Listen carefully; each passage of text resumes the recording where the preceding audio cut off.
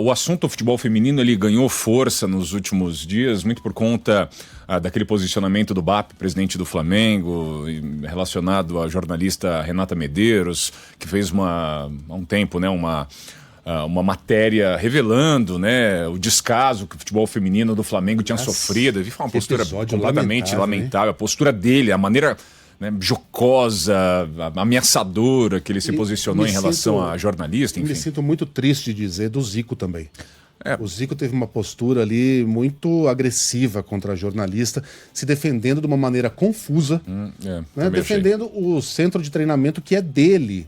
Mas ninguém está acusando ele de nada. O problema é o uso que as pessoas estão fazendo daquele centro de treinamentos que deveria ser para crianças. Exato. E tem uma coisa maior nesse contexto, e a gente vai trazer justamente o assunto Fortaleza, que anunciou ontem o encerramento das atividades do futebol feminino para o ano que vem. E o ano seguinte do Fortaleza a ter conquistado o Campeonato Cearense em cima do principal rival e ter garantido uma vaga na divisão primeira, na principal competição do Campeonato Brasileiro. Então, simplesmente, ele abdica da vaga, vai tomar uma punição por isso, inclusive fica 2 anos aí impossibilitado de disputar competições nacionais, mas a argumentação da diretoria do Fortaleza é que a gestão envidou todos os esforços para manutenção da modalidade, mas por determinação da SAF, o Fortaleza é um modelo SAF hoje, definiu a descontinuidade. Afirma a nota do Fortaleza, a decisão é necessária para garantir a responsabilidade financeira, o equilíbrio da operação e a sustentabilidade global do clube. E aí a gente não está falando de clubismo não, porque o Ceará, quando ele foi rebaixado lá em 2022, ele também, pro ano seguinte, anunciou o corte do futebol feminino, das atividades, diante de um momento em que o futebol masculino passou por uma dificuldade esportiva em campo. O time foi rebaixado, então vamos encerrar o futebol feminino, o pouco investimento que a gente faz nele, para tentar salvar então a situação do futebol masculino. É completamente descabido, desmedido, por mais que cada clube tenha suas dificuldades financeiras, você jogar para conta de uma série de profissionais envolvidas, são atletas, tem gente que trabalha com futebol feminino, então você aborta uma ideia de um projeto que foi, no caso do Fortaleza, vitorioso. O time conquistou os melhores momentos em 2025 na história da modalidade. Você simplesmente abortar porque o futebol masculino acabou tendo um prejuízo esportivo, foi rebaixado à Série B do Campeonato Brasileiro de Futebol Masculino. Enfim, parece ser uma medida muito dura e que, imagino eu, talvez tivesse outro caminho melhor que não esse.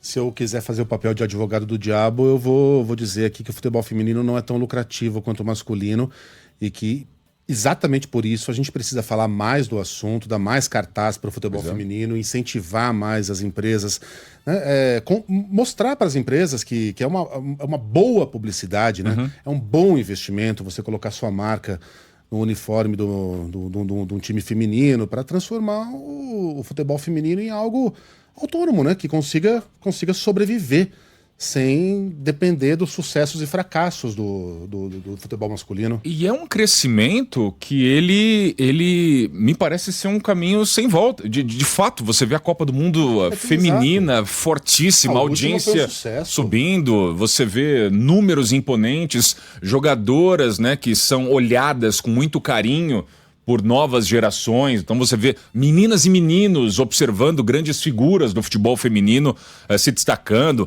Você tem um case de sucesso aqui em São Paulo, falando do Band News São Paulo, do Corinthians, né? O Corinthians as decisões lá na Neoquímica. Pois é, o futebol feminino é o Corinthians que dá certo hoje. Tudo bem que o Corinthians venceu 2 títulos no masculino principal nesse ano, enfim. Mas o futebol feminino do Corinthians é um case de sucesso. Né, diante das problemáticas de gestão e administração do clube, você vê a Neoquímica Arena, a Arena Corinthians, sendo, como disse a Michele, preenchida, não só nas grandes decisões, mas vai chegando naquela fase mata-mata, tem lá sempre 30 mil, 40 mil, finais com 45 mil, um negócio insano, ou seja, veio para ficar.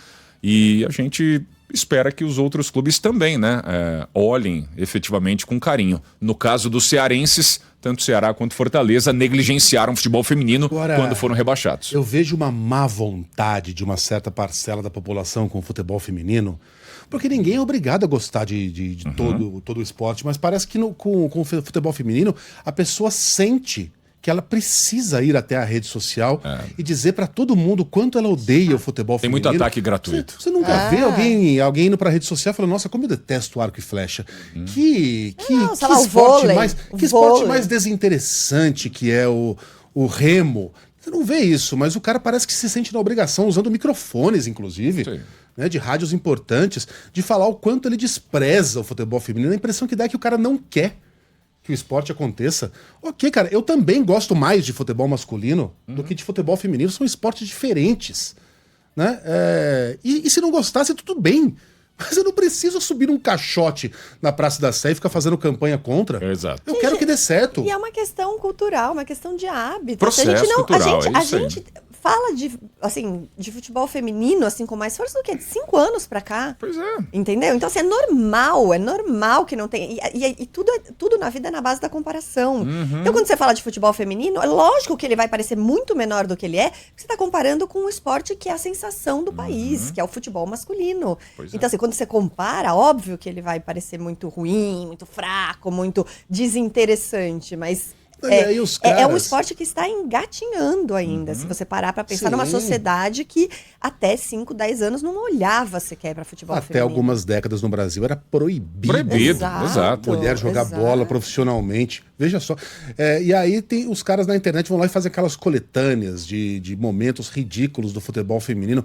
Porra, isso é de uma sacanagem, cara. Como se não tivesse no futebol masculino Exato. isso, né? Se eu fizer uma coletânea do Álvaro e do Paulão contra a dupla de zaga do pois é. São Paulo, eu fizer uma coletânea do Corinthians na década de 80, cara, eu vou conseguir cada cena.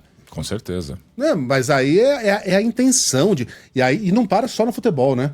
É a narradora mulher, é a comentarista mulher. O cara parece que tem uma necessidade de fazer campanha E vou contra, falar uma cara. coisa. Eu tenho uma irmã que é 5 anos mais velha do que eu.